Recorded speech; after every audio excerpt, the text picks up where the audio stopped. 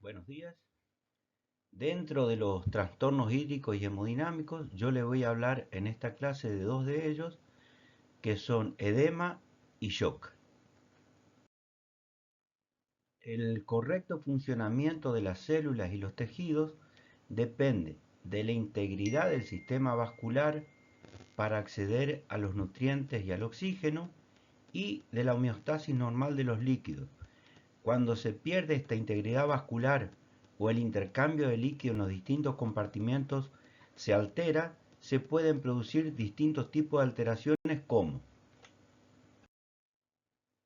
la presencia de edema, shock, que son los temas de esta clase, puede aparecer hemorragia, hiperemia y congestión, trombosis, embolia e infarto. Entonces vamos a ver primeramente el concepto de edema. El edema se define como el aumento clínicamente aparente del volumen de líquido en el espacio intersticial.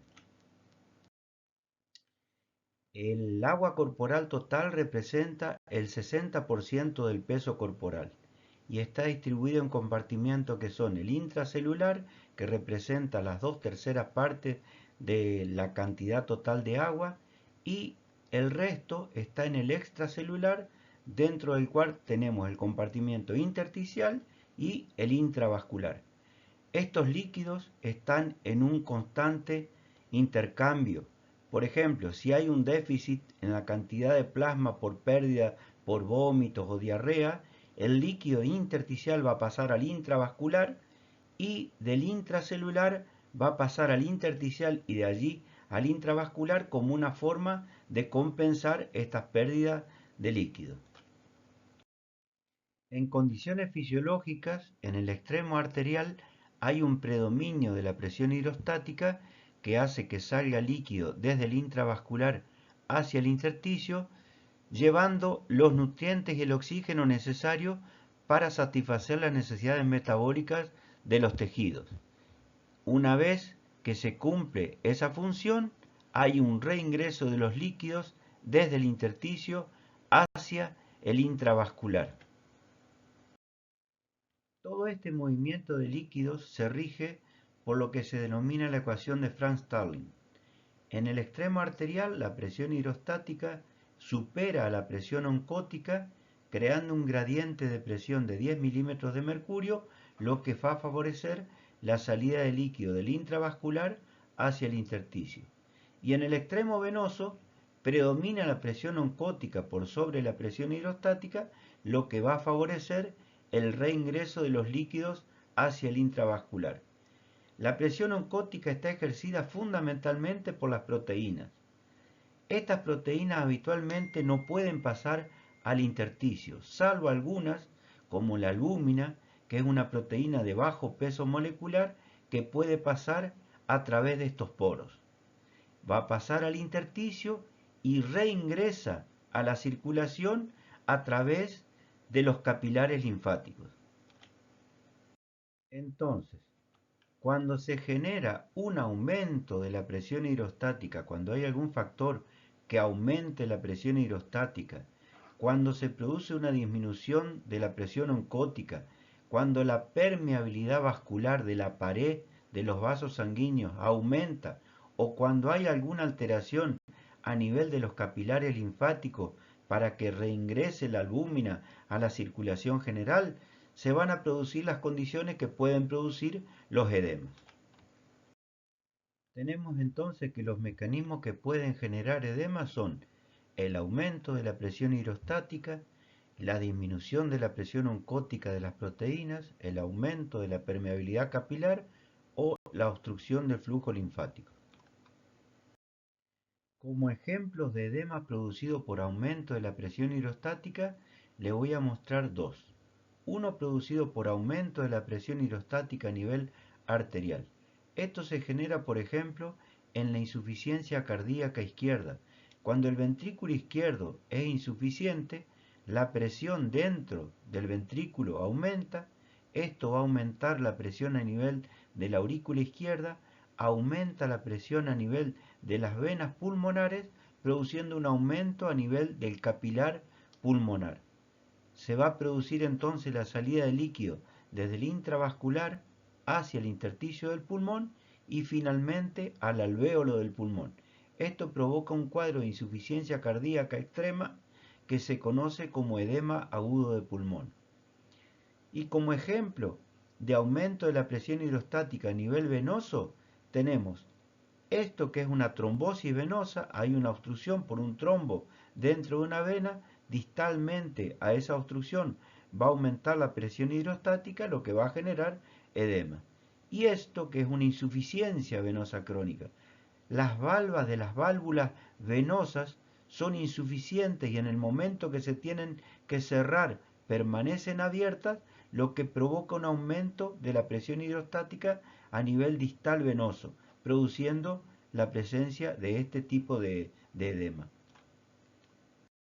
La disminución de la presión oncótica se puede producir por aumento de las pérdidas de las proteínas plasmáticas o por disminución de la producción de estas proteínas plasmáticas. Como ejemplo de las pérdidas tenemos las nefropatías y las quemaduras extensas, y como ejemplo de disminución de la producción de proteínas tenemos las hepatopatías en la inanición y en la desnutrición. Las pérdidas renales, entre otras patologías, se puede producir en lo que se denomina el síndrome nefrótico. Hay una lesión a nivel de glomérulo que se produce por un mecanismo inmune que genera fenestraciones que facilitan la pérdida de proteínas a través de la orina, generando justamente estos cuadros de edema por disminución de la presión oncótica. Como ejemplo de disminución de la producción de proteínas tenemos la que se produce a nivel hepático en el caso de la cirrosis hepática. Eso va a producir fundamentalmente este tipo de edema, que es un edema a nivel de la cavidad peritoneal que se denomina ascitis. Y la falta de ingesta de proteínas, fundamentalmente de las proteínas en los cuadros de inanición, provoca lo que se denomina el edema de hambre. Estos son edemas que se generan por aumento de la permeabilidad capilar. Esto es una celulitis del párpado. Ven la presencia de edema con eritema como componente de la tetra de Celso. Y esto es la presencia de un cuerpo extraño, un piercing, que genera justamente la presencia de edema. Estos son ejemplos de edema por obstrucción linfática. Este es característico de los pacientes que presentan cáncer de mama, a los cuales se les realiza vaciamiento axilar como una forma de tratar la patología oncológica y le genera este tipo de edema por la ausencia de los linfáticos. Y hay algunos otros como la filariasis, que es una parasitosis que obstruye los vasos linfáticos y genera este tipo de edema. Los edemas se pueden clasificar de acuerdo a su distribución en localizados y generalizados. Dentro de los localizados tenemos el edema inflamatorio y el edema alérgico. Y dentro de los generalizados tenemos el renal, el cardíaco y el hepático.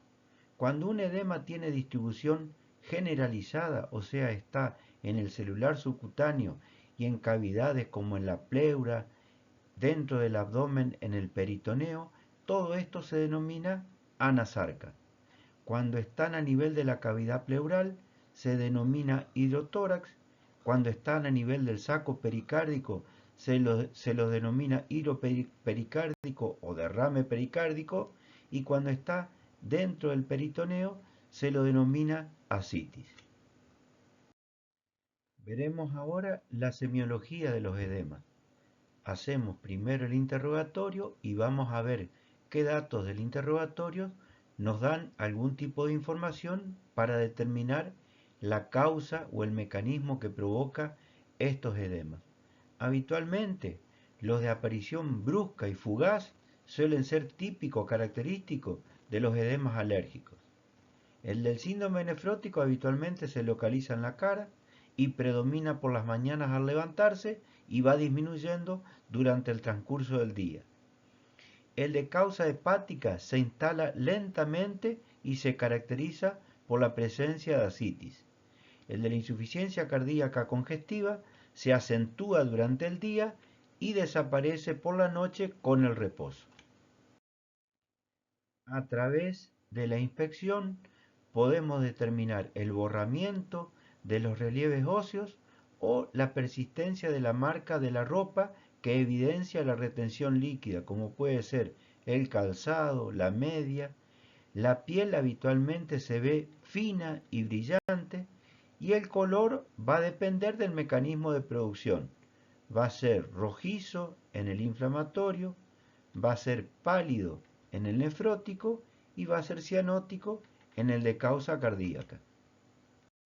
Por medio de la palpación, lo que vamos a poner en evidencia es lo que se denomina el signo de Godet o de la fovea. Consiste en realizar una compresión digital, un dedo comprime sobre todo sobre una superficie dura ósea durante unos segundos y al retirarlo va a quedar este signo que se denomina signo de Godet o de la fovea, que se produce justamente por la compresión digital que comprime y distribuye los líquidos. La consistencia puede ser blando en el nefrótico y en otras hipoalbuminemias. En las trombosis venosas profundas habitualmente son mixtos, linfático y venoso, son un poco más duros que los anteriores y los más duros son los de origen linfático. La temperatura habitualmente está disminuida, salvo en los que cursan con vasodilatación como en el inflamatorio. Y la sensibilidad en general son indoloros, solamente van a ser dolorosos en los inflamatorios y en el alérgico habitualmente va acompañado de prurito. Como implicancias para el odontólogo, la presencia de edema lo debe alertar sobre la posible existencia de una enfermedad de orden general, como puede ser una enfermedad renal, hepática o cardíaca, o bien puede formar parte de un proceso inflamatorio como componente de la tetra de Celso. Continuando con estos trastornos hídricos y hemodinámicos, vamos a ver ahora el tema shock. Como concepto, vamos a decir que el shock es un estado hemodinámico agudo que tiene alteración de la perfusión tisular con tendencia a la agravación progresiva. Se define como un estado de hipoperfusión generalizada causado por disminución del gasto cardíaco o del volumen sanguíneo circulatorio efectivo. Va a presentar hipotensión arterial, hipoperfusión e hipoxia. La eficiencia del aparato cardiovascular va a depender del corazón como bomba cardíaca, del volumen de sangre, de la volemia y del tono vascular. El tono vascular se puede ver afectado cuando hay una relación continente-contenido que está distorsionada. Por ejemplo, si hay liberación de sustancias vasodilatadoras, aunque el contenido vascular permanezca constante, este aumento del continente va a generar justamente un tono vascular que es inadecuado. Este esquema de la microcirculación es importante conocerlo porque este va a ser el ámbito donde se desarrollan los cambios fisiopatológicos más importantes del shock. Tenemos una arteriola que tiene como rama colateral esta metaarteriola que da un conducto preferencial, o sea que es por donde fundamentalmente va a circular la sangre y va a distribuir el contenido de la sangre en toda esta red capilar donde están las células para que les llegue el oxígeno y los nutrientes. Hay un esfínter a este nivel que es el esfínter precapilar y hay esfínteres que son postcapilares. Esto es una anastomosis arteriovenosa. Esto yuntea la circulación capilar, o sea que si la sangre pasa por estas anastomosis arteriovenosa, no va a llegar nutrientes a la célula. Y termina todo esto a nivel de una vénula. Vamos a ver ahora la fase o estadio del shock.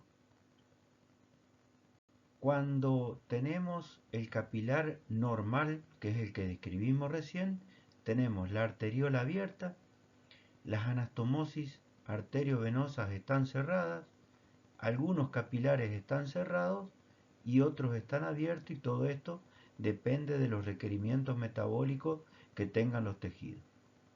Ahora vamos a ver qué ocurre en el caso de que exista una injuria. Por ejemplo, hay una lesión vascular, una arteria que se rompió, el paciente pierde 1,5 litros de sangre y tiene una respuesta primero de activación del simpático. La activación del simpático lo que va a producir es que la arteriola tenga vasoespasmo y se cierre.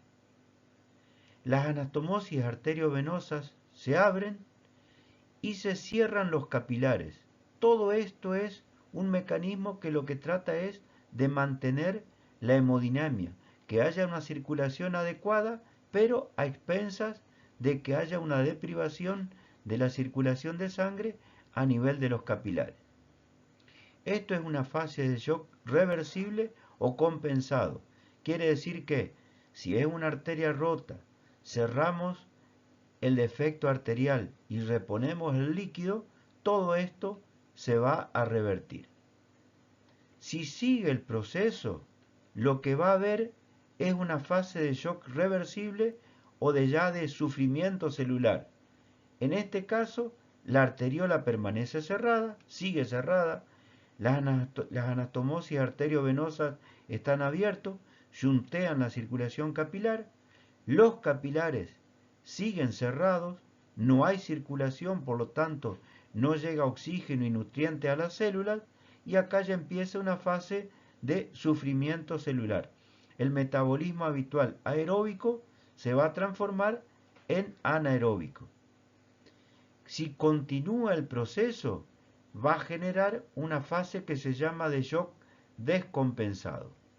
La arteriola persiste cerrada, las anastomosis arteriovenosas están abiertas, y acá, por efecto de la acidosis y la presencia de distintos catabolitos, se abre sobre todo el esfínter precapilar. Se inundan los capilares de sangre, sale líquido hacia el intersticio, disminuye por lo tanto la cantidad de líquido en el intravascular, y eso genera una coagulación a nivel de los capilares que se llama coagulación intravascular diseminada. O sea, hay coagulación, consumo de factores de coagulación a nivel del capilar, y a nivel sistémico van a tener trastornos hemorragíparos justamente porque todos estos factores de coagulación precipitaron a nivel del capilar. Y acá ya se inicia la muerte celular. Cuando esta fase continúa, tenemos la fase ya de shock irreversible, las arteriolas siguen cerradas, las anastomosis arteriovenosas están abiertos el conducto preferencial y los capilares, pero ya las células están muertas. Se lisan los coágulos, o sea, se reinstala la circulación, pero a expensas de la muerte celular. Se mueren las células, se muere la persona que padece este tipo de cuadro. La clasificación del shock va a depender del mecanismo de producción que se pone en juego. Tenemos el hipovolémico, que se produce cuando hay una pérdida de la volemia superior al 30%, en este caso, por ejemplo, la ruptura de una varice esofágica, aquí hay una ruptura arterial. El cardiogénico, que se produce cuando hay una pérdida brusca de un 40% o más de la pared del ventrículo izquierdo. Esto se genera, por ejemplo, en algunos casos de infarto agudo de miocardio. El vasogénico se produce por liberación de mediadores que tienen efecto vasodilatador, como los que ocurre en los mecanismos de anafilaxia. Y el séptico, que es un mecanismo mixto, tiene por presencia de endo o exotoxinas que tienen efecto vasodilatador, más la liberación de sustancias que son depresoras de la actividad miocárdica, más el componente hipovolémico que suelen tener, le dan justamente esta característica de ser mixtos. El cuadro clínico está compuesto básicamente por signos y síntomas. Dentro de los signos tenemos taquicardia, hay una activación del simpático, eso genera la taquicardia. A pesar de que esto intenta compensar la hemodinamia, no es suficiente y se produce hipotensión arterial. La piel va a estar fría, húmeda y pálida, las mucosas están secas, hay presencia de oliguria, acidosis metabólica por el metabolismo anaeróbico que se pone en juego, aumenta la frecuencia respiratoria, tiene taquipnea como una forma de aumentar el pH de la acidosis metabólica y alteración de la conciencia, puede llegar incluso al coma. Y como síntoma fundamental, lo que tiene es la sed. Vamos a ver ahora en particular el cuadro de shock anafiláctico. Este es importante porque podemos utilizar una droga como puede ser un anestésico y generarlo o prescribir un antibiótico, un antiinflamatorio y llevar a producir este tipo de cuadro. El shock anafiláctico es un shock que se denomina por hipersensibilidad con patrón hemodinámico vasogénico e hipovolémico. Fundamentalmente es vasogénico. Se trata básicamente de una reacción alérgica sistémica severa que potencialmente es fatal, que aparece inmediatamente después de la exposición a un agente alergénico desencadenante. Para que se produzca el mecanismo de la anafilaxia, en primer lugar tiene que haber una etapa que es de sensibilización. Esto quiere decir que ingresa un antígeno o alergeno al organismo. Este básicamente es reconocido por células plasmáticas. Esas células plasmáticas van a producir un anticuerpo que es la inmunoglobulina E. Esta inmunoglobulina E se enlaza, se une a mastocitos y basófilos y estos mastocitos o basófilos quedan sensibilizados o cebados contra este antígeno o alergeno. Dentro de estas células vamos a encontrar la histamina y otros mediadores de la anafilaxia. Cuando el antígeno o alergeno reingresa al organismo en una reexposición, se une a la inmunoglobulina E, que dijimos estaba unida a los mastocitos y basófilos, y eso va a provocar una degranulación de los mediadores de la anafilaxia. Se libera histamina y otros mediadores que son los que van a producir el cuadro clínico del shock. Aparte de la liberación de histamina y producto de la destrucción de la membrana fosfolipídica de los mastocitos y de los basófilos, se produce la liberación de mediadores lipídicos como el factor activador de las plaquetas, prostaglandinas, leucotrienos, que tienen efecto de aumentar la permeabilidad vascular, producir broncoconstricción e hipermotilidad intestinal. Se liberan citoquinas como el factor de necrosis tumoral que provoca inflamación y liberación de enzimas como la triptasa que provoca lesión tisular. Dentro de los alergenos tenemos desde alimentos, como por ejemplo el caso de la leche, huevo, el trigo, la soja, el maní, las nueces, pescados, mariscos, distintos tipos de drogas, que esto es lo que nos importa sobre todo a quienes estamos en los ambientes de salud, los antibióticos, los antiinflamatorios no esteroides y algún tipo de vacuna como puede ser la antitetánica, picaduras de insectos como la de las avispas, abejas y las hormigas de fuego, la utilización de látex, el ejercicio y hay algunas que son de tipo idiopática. El cuadro clínico habitualmente comienza con lesiones cutáneas como por ejemplo prurito palmar, eritema, reacciones de tipo urticariana, maculopápulas como estas, o angioedema como es el de este paciente. Respiratorias como ronquera, rinorrea, o sea, secreción nasal, sensación de bulto en la garganta, taquipnea, broncoespasmo, hasta que llegan a producir apnea, o sea, cese de la respiración. Y cardiovasculares como taquicardia, hipotensión arterial severa. A veces esto es la única manifestación del mecanismo de la anafilaxia, arritmias, hasta llegar en algunos casos a producir paro cardiorrespiratorio. A nivel gastrointestinal pueden presentar náuseas, vómitos, dolores abdominales cólicos y como manifestaciones neurológicas pueden presentar convulsiones. El diagnóstico es eminentemente clínico. Tenemos el antecedente de exposición a un alergeno, hipotensión arterial severa como único signo, o asociadas a síntomas respiratorios más las manifestaciones en la piel, lo cual facilita el reconocimiento de este cuadro. Para evitar este tipo de accidentes es fundamental el conocer el antecedente de alergia a distintos medicamentos, hacer que el paciente lleve información de la sensibilidad y preferir la medicación oral a la parenteral por cuanto da un poco más de tiempo para poder actuar en el caso de que se presente. El tema que vamos a ver a continuación es paro cardiorrespiratorio y reanimación cardiopulmonar. Este es un tema muy importante porque el reconocimiento de una persona que curse un paro cardiorrespiratorio y el realizarle las maniobras de reanimación cardiopulmonar, esto lleva a que podamos salvar vidas. Otro aspecto importante de este tema es que se trata de una situación de emergencia.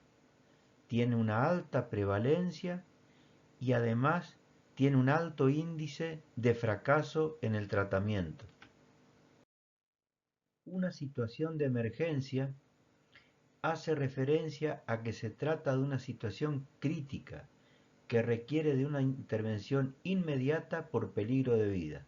En el caso del paro cardiorrespiratorio, disponemos de un tiempo no mayor a 4 minutos para evitar que esa persona quede con secuelas irreversibles.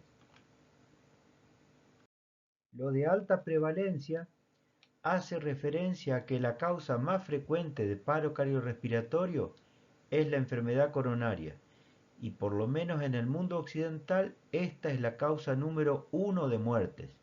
De todos los enfermos coronarios hay un 25% que debutan como primer manifestación de la misma con un paro cardiorrespiratorio, hacen una muerte súbita cardíaca.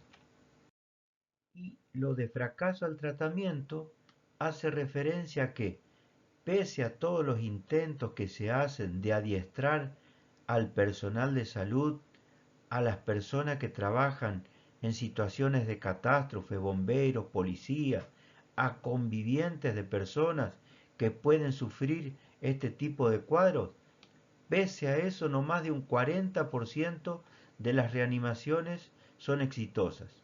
De estos pacientes que sobrevivieron en la primera instancia, no más de un 20% son dados de alta, habitualmente producto de la enfermedad de base que provocó el paro o de las secuelas, sobre todo las neurológicas, que les produjo el paro cardiorrespiratorio, no más de un 20% van a salir de alta. Y solamente un 4 a un 7% va a volver a su estilo de vida anterior. Vale decir que las complicaciones que quedan en muchos de estos pacientes son muy importantes. Como concepto, el paro cardiorrespiratorio es el cese de la actividad cardíaca, hay una pérdida súbita e inesperada de la actividad funcional cardiocirculatoria y respiratoria, se da en ausencia de una enfermedad irreversible y expresa una muerte clínica, no biológica. Muerte biológica es ya cuando la persona tiene daño cerebral y esto es irreversible. En este caso, en la muerte clínica, el cuadro es pasible de ser revertido. Para entender cuáles son las consecuencias de un paro cardiorrespiratorio, vamos a ver a continuación cuáles son las funciones básicas del aparato cardiovascular y respiratorio. El aparato cardiovascular fundamentalmente distribuye los nutrientes por todo el cuerpo, está relacionado con el intercambio de gases, oxígeno, anhídrido carbónico a nivel de pulmón, eso lo hace por la circulación menor, y recoge y retira los productos de desecho del metabolismo celular y los lleva al sistema excretor. Y el aparato respiratorio fundamentalmente interviene en el intercambio de gases respiratorios de oxígeno anhídrido carbónico entre la atmósfera y la sangre a nivel de los alvéolos pulmonares, esto es la hematosis pulmonar, y además controla el grado de acidez sanguínea, el pH, mediante la regulación de la concentración de dióxido de carbono en la sangre. Cuando se produce un paro cardiorrespiratorio, entre las consecuencias que vamos a tener son de orden metabólico. Esto se produce porque la hipoxia genera metabolismo anaeróbico con afectación de la producción de energía necesaria para que las células del organismo asuman sus funciones, y además se genera acúmulo de ácido láctico con la aparición de acidosis, la cual se agrava por ausencia de eliminación. Entre las consecuencias hemodinámicas tenemos aumento de la presión venosa central con caída de la presión arterial. Estas presiones se van equilibrando debido al vaciamiento del sistema arterial y venoso. Hay dilatación cardíaca, vasoplejía que está mediada por anoxia y acidosis celular con caída de las resistencias periféricas. A nivel del sistema nervioso central ocurre lo siguiente. En el primer minuto posparo ocurre una glucólisis intensa que agota el glucógeno perdiendo la obtención de energía para las células nerviosas. Hay una afectación fundamentalmente de las neuronas de la corteza cerebral. Se define al paro cardiorrespiratorio como la interrupción brusca, inesperada y potencialmente reversible de la respiración y circulación espontánea, la cual puede ser reversible por una intervención temprana, pero que derivará en la muerte sin ella. Una de las causas de paro cardiorrespiratorio es la muerte súbita cardíaca. Esta se define como la muerte natural debida a causa cardíaca, caracterizada por la pérdida abrupta de la conciencia dentro de una hora de iniciados los síntomas agudos en una persona con o sin enfermedad cardíaca preexistente, pero en quien el tiempo y el modo de la muerte son inesperados.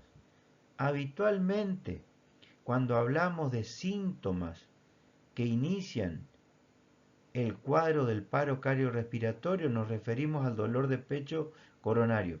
La persona experimenta un dolor anginoso y antes de la hora de iniciado estos síntomas hace un paro cardiorrespiratorio, hace una muerte súbita cardíaca. Y otro concepto importante de esta definición es esta: en una persona con o sin enfermedad cardíaca preexistente. En realidad, esto se refiere a personas que tienen enfermedad cardíaca diagnosticada, pero no hay nada que haga prever que puedan desarrollar una muerte súbita, y en otros casos es una enfermedad completamente desconocida. La persona desconoce tener enfermedad coronaria. Vamos a ver ahora las distintas etiologías que pueden producir el paro cardiorrespiratorio. La más importante, dijimos, es la enfermedad coronaria.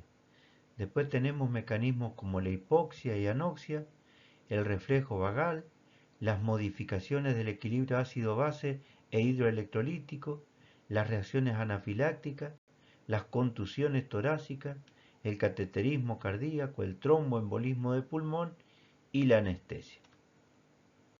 En el caso de la enfermedad coronaria, se puede producir un ateroma que produce obstrucción del flujo de sangre y genera isquemia, o bien se rompe esta placa y se complica con un trombo que obstruye total o parcialmente la luz de la arteria, generando isquemia severa o necrosis miocárdica.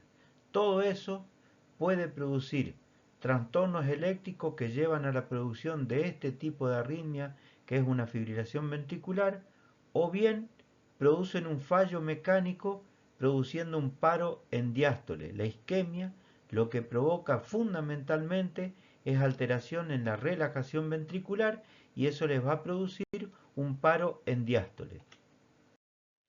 La hipoxia y anoxia se pueden producir por ahogamiento, atragantamiento, sobredosis de drogas, sobre todo las que deprimen el sistema nervioso central, inhalación de humo, intoxicaciones por monóxido de carbono o enfermedades que paralizan los músculos respiratorios, como es el caso de la miastenia gravis o el Guillain-Barré.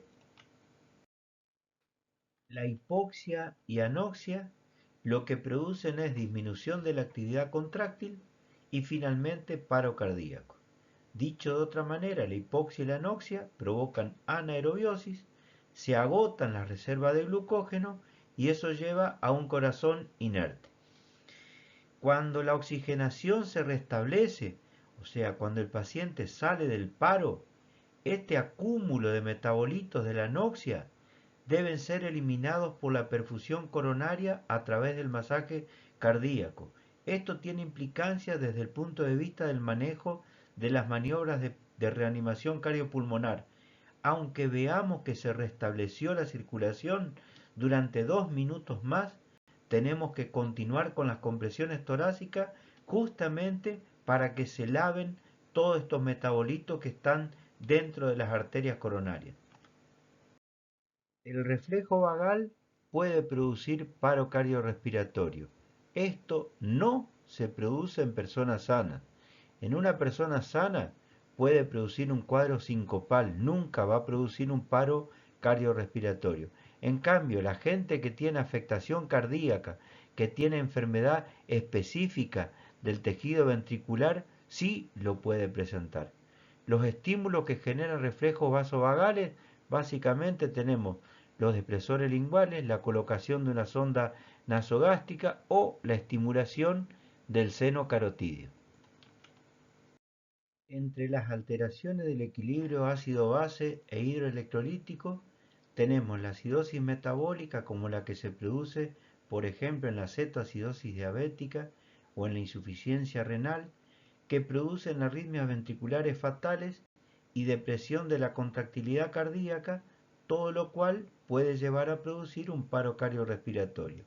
Y después tenemos alteraciones iónicas como la hiperpotasemia o la hipopotasemia, la hipercalcemia y la hipocalcemia, que pueden producir alteraciones de la repolarización ventricular que condicionan la aparición de arritmias ventriculares fatales. Ya vimos en el cuadro de anafilaxia, en el shock anafiláctico, que dijimos que es una reacción de hipersensibilidad inmediata en la cual intervienen un antígeno o alergeno, un anticuerpo, que es la inmunoglobulina E, y células efectoras como los mastocitos y los basófilos. La liberación de los mediadores de la anafilaxia lo que va a producir a nivel cardiovascular es taquicardia, hipotensión arterial severa, arritmias ventriculares, y esto puede llevar a la producción del paro cardiorrespiratorio. En el caso de las contusiones torácicas lo que se produce es lo siguiente: un traumatismo en el deporte, por ejemplo, un traumatismo como puede ser el volantazo en un accidente de auto, produce, cuando encuentra el periodo vulnerable del ciclo cardíaco, que es esta fase de la repolarización ventricular, cuando entra un estímulo como este, un estímulo mecánico, que se transforma acá en un estímulo eléctrico, esto puede degenerar en una arritmia como esta, que es una fibrilación ventricular, y producir un paro cardiorrespiratorio. Cuando se realiza un cateterismo cardíaco, tanto diagnóstico como terapéutico, estos catéteres pueden generar, cuando tocan estructuras que son sensibles a los estímulos, arritmias o defectos de la conducción ventricular que llevan a la producción de un paro cardiorrespiratorio. Otra causa de paro cardiorrespiratorio es el tromboembolismo de pulmón. Esto es un trombo en una vena sistémica que se fracciona en un émbolo que va por las cavidades derechas al pulmón, se impacta en alguna de las ramas de la arteria pulmonar y va a generar una obstrucción a nivel del lecho vascular. Esto genera alteraciones de la ventilación-perfusión, liberación de mediadores inflamatorios, aumento de la resistencia vascular pulmonar, todo lo cual puede producir un paro cardiorrespiratorio. Para el caso de la anestesia, en personas sanas sin patología previa, hay una incidencia de 1 en 100.000 de paros cardíacos intraanestesia. Estos se producen por estímulos vagales, exceso de dosis anestésica, broncoaspiración, anoxia. Inclusive en los bloqueos simpáticos se puede producir un colapso circulatorio que lo lleva al paciente a un paro cardiorrespiratorio. Independientemente de la etiología que provoca el paro cardiorrespiratorio, el mecanismo que genera dicho paro es la arritmia más común, la más frecuente. El 80% de las causas de paro cardiorrespiratorio se produce por esta arritmia, que es una fibrilación ventricular. Es un ritmo ventricular anárquico, completamente irregular, que tiene actividad eléctrica pero no mecánica. Después tenemos la taquicardia ventricular sin pulso, que tiene un ritmo ventricular más organizado que el de la fibrilación, pero que en algunos casos pierde la actividad mecánica del corazón y les provoca el paro cardiorrespiratorio. La asistolia habitualmente se ve en pacientes que tienen patologías terminales y la disociación electromecánica se ve en algunas patologías como en el infarto agudo de miocardio. Al séptimo décimo día postinfarto hay un periodo de reblandecimiento en la pared del ventrículo que se afectó por el infarto, se produce una ruptura cardíaca y eso genera este tipo de alteración electromecánica. O sea, tienen actividad eléctrica como esta, pero no tienen actividad mecánica. Por eso se denomina disociación electromecánica. Vamos a ver ahora cuál es el mecanismo de producción del daño cerebral en el paciente en paro cardíaco. Cuando se produce el paro cardíaco, en algún momento del cuadro todos los órganos van a sufrir las consecuencias de la anoxia. Pero el cerebro no tiene reservas de glucógeno. En un minuto las agota. Cuando se produce el paro, en un minuto se agotan las reservas de glucógeno. Por lo tanto, es el único órgano que necesita de un flujo permanente y constante de sangre para que no haya daño cerebral. La anoxia neuronal a los 4 minutos ya produce daño cerebral irreversible. O sea que después de los 4 minutos, si el paciente se recupera del paro después de este tiempo, ya va a quedar con algún daño neurológico. Y después de los 10 minutos ya hay muerte cerebral. Aunque el paciente salga del paro, va a quedar en vida vegetativa. La lesión se produce porque hay falta de oxígeno y de glucosa y esto se genera por la ausencia de perfusión cerebral. El flujo sanguíneo cerebral normal es de 55 a 75 mililitros por cada 100 gramos por minuto. Cuando hay una caída de 15 a 18 mililitros por cada 100 gramos de tejido cerebral por minuto, que es el umbral de la transmisión sináptica, se provoca la pérdida de la conciencia. En el caso del paro cardiorrespiratorio, lo que hay es ausencia de flujo sanguíneo cerebral y se llega al umbral de la función de membrana.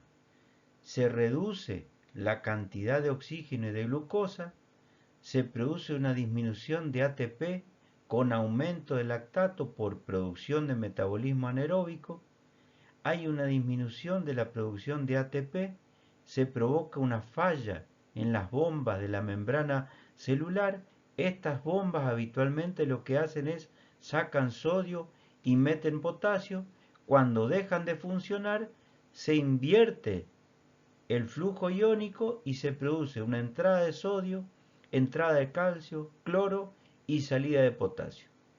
Este movimiento iónico provoca una despolarización de la célula y activa receptores como los del glutamato. El glutamato es un aminoácido excitatorio que aumenta la entrada de calcio desde el extracelular al intracelular y promueve la salida del calcio mitocondrial.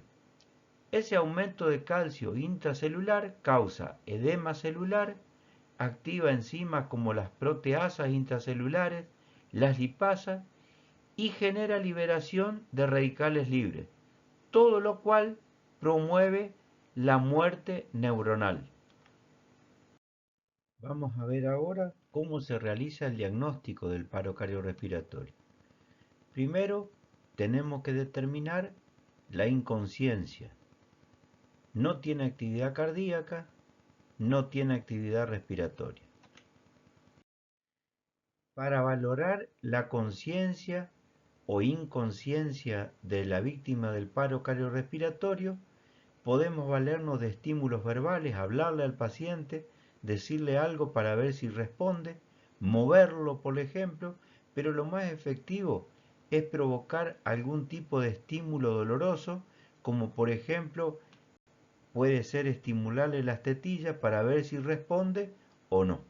Si no responde a los estímulos, inferimos que el paciente está inconsciente. La valoración de la actividad cardíaca se realiza por la palpación del pulso de las grandes arterias. No se deben tomar pulsos periféricos.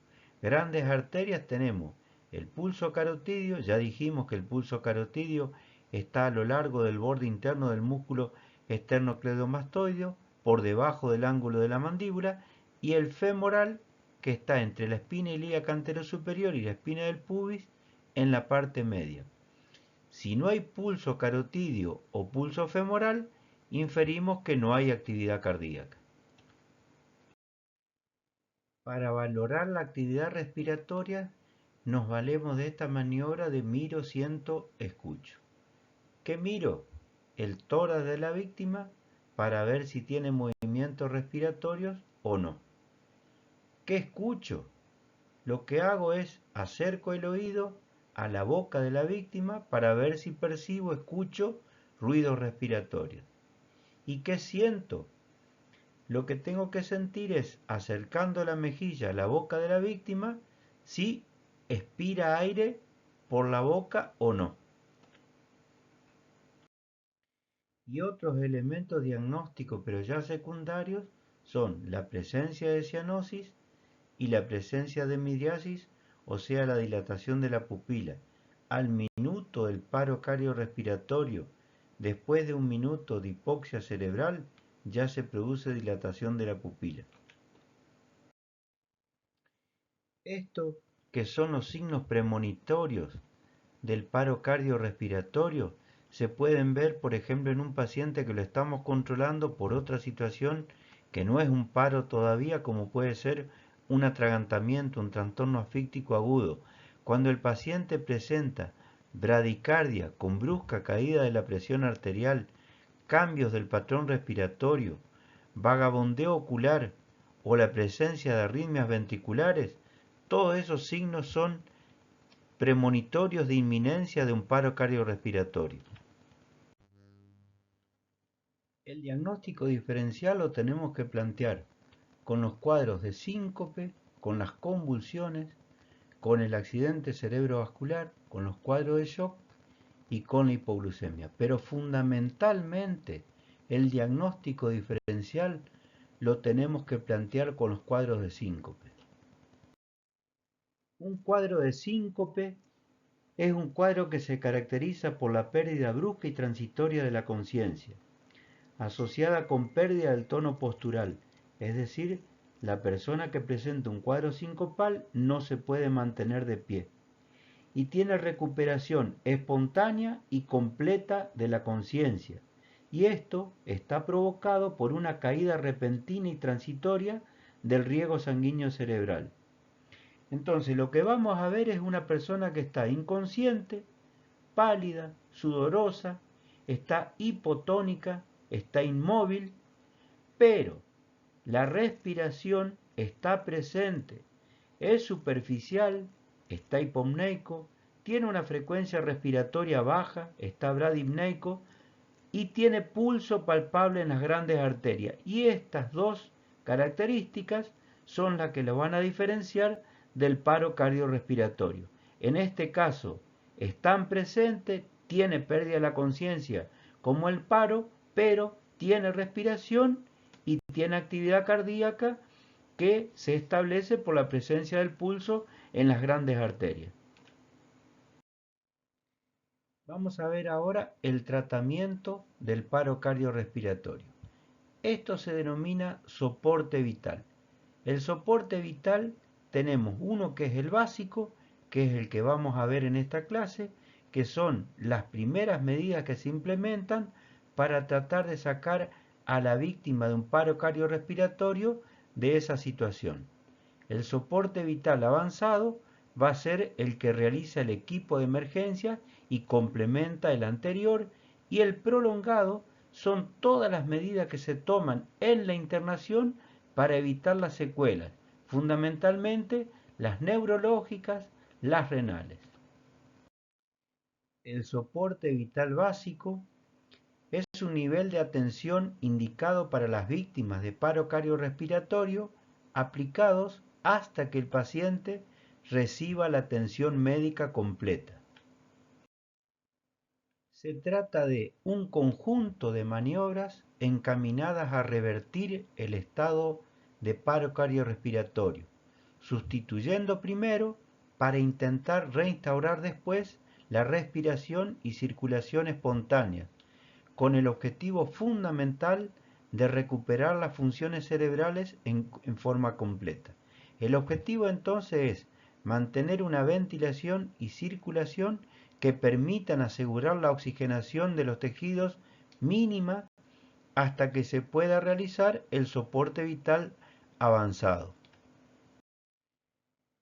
Para hacer más eficientes estas maniobras, se ha ideado esto que se llama la cadena de la vida, que son a manera de una cadena justamente eslabones que están engarzados y que son interdependientes. El primer eslabón es reconocimiento del paro cardiorrespiratorio, esto es hacer el diagnóstico, reconocer que se ha producido un paro cardiorrespiratorio.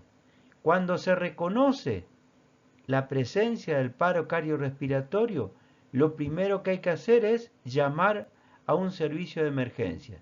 ¿Por qué? Porque cuanto más rápido llegue este, más chance de vida le damos a la víctima. Hay un tiempo crítico de 8 minutos para que llegue este servicio de emergencias y le dé más probabilidades de sobrevida y evitar las complicaciones. Inmediatamente vamos a comenzar a hacer la reanimación cardiopulmonar y si tenemos un cardiodefibrilador, lo que vamos a hacer es desfibrilar precozmente al paciente. Para hacer justamente todas estas maniobras de la mejor manera posible, alguien tiene que tomar el liderazgo en esta situación.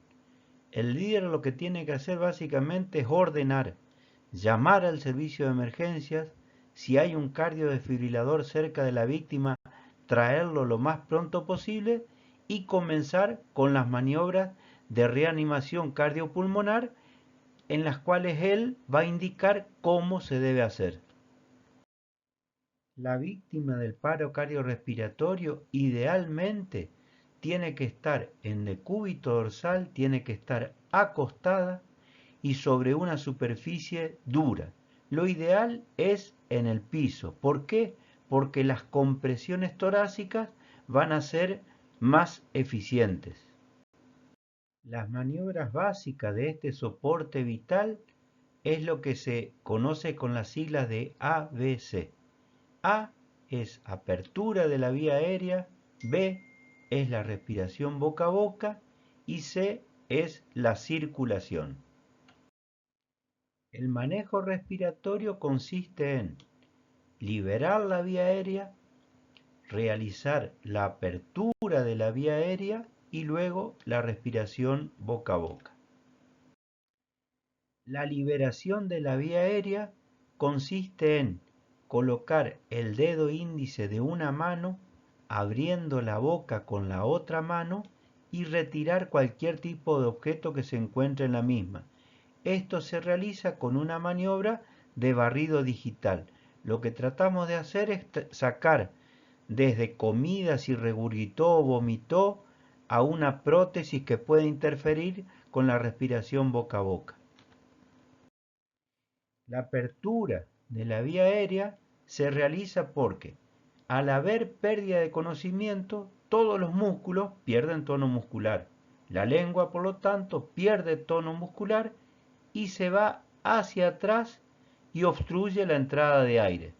Entonces lo que vamos a hacer es una maniobra que se llama frente-mentón, que es provocar una hiperextensión de la cabeza.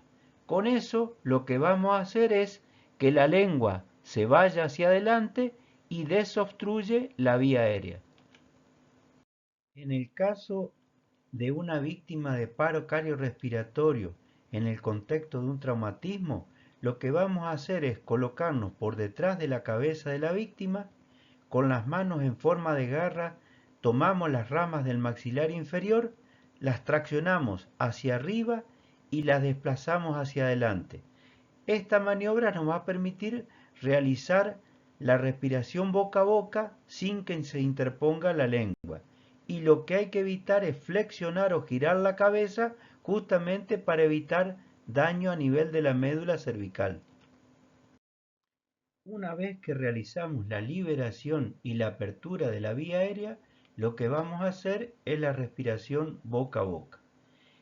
Esto consiste en tenemos que pinzar las fosas nasales para evitar que el aire se escape a través de las mismas. Tenemos que aproximar la boca de la víctima para que se adapte a nuestra boca y vamos a realizar un esfuerzo expiratorio importante tomando un volumen de unos 700 mililitros. Todo va a depender de nuestra capacidad torácica y del tórax de la víctima, y lo que tratamos de hacer es insuflar el aire, lo cual lo vamos a constatar porque vamos a ver que el tórax se expande. Incluso cuando retiramos la boca, si nos acercamos a la boca de la víctima, vamos a percibir justamente la salida del aire de la vía aérea. El manejo de la circulación básicamente consiste en realizar un golpe precordial, que les voy a explicar para qué se realiza, y el masaje cardíaco externo. Fundamentalmente lo que tenemos que hacer es el masaje cardíaco externo. El golpe precordial lo que intenta hacer es convertir la energía mecánica del golpe que vamos a aplicar en energía eléctrica. ¿Para qué? Para tratar de revertir a la arritmia que habitualmente provoca el paro cardiorrespiratorio, que es la fibrilación ventricular. Consiste en un impacto súbito con el borde cubital, con el puño cerrado, desde una altura de unos 20 a 30 centímetros en la mitad inferior del tórax.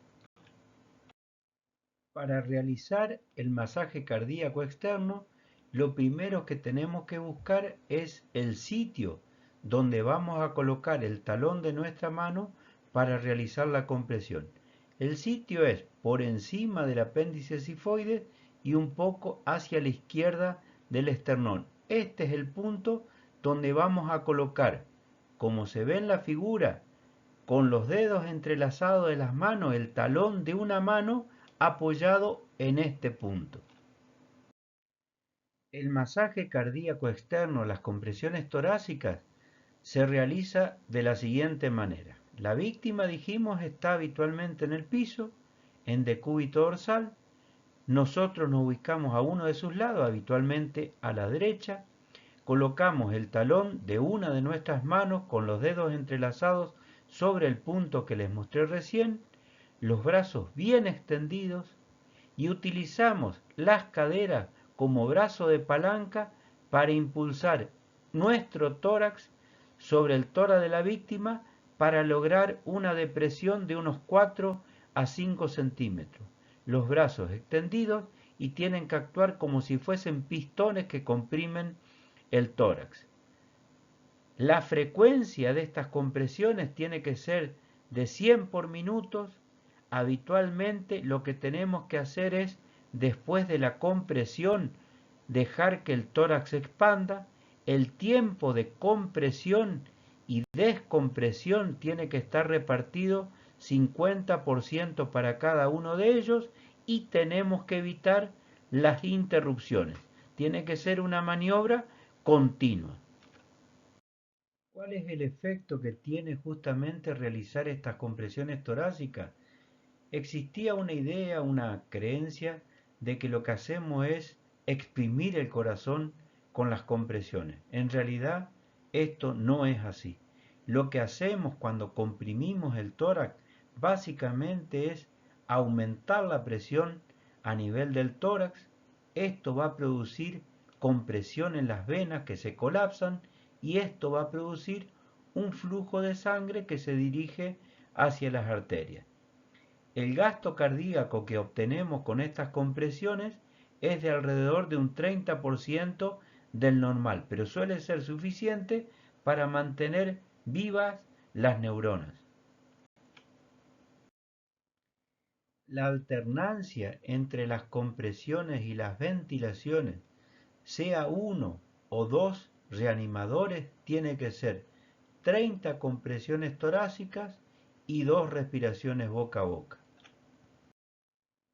Al ABC del soporte vital básico que vimos recién, le vamos a agregar esta letra D de desfibrilación. Este equipo lo que hace fundamentalmente es producir una descarga eléctrica en el corazón que produce una despolarización y permite que se reinicie la actividad eléctrica normal. Dijimos que la fibrilación ventricular es la responsable del 80% de los casos de paro cardiorrespiratorio. Por lo tanto, la presencia de este equipo lo más precozmente donde hay una víctima de un paro cardiorrespiratorio va a salvar más vidas. Este tipo de equipo lo que hace básicamente es da una descarga eléctrica a través de la pared del tórax dirigida al corazón. Y lo que hace es, este es un paciente que tiene una fibrilación ventricular, y en este punto se le aplica la descarga eléctrica. Aquí comienza un periodo que se llama de despolarización diastólica espontánea, hasta que en un punto algunas células del marcapaso retoman el ritmo cardíaco normal.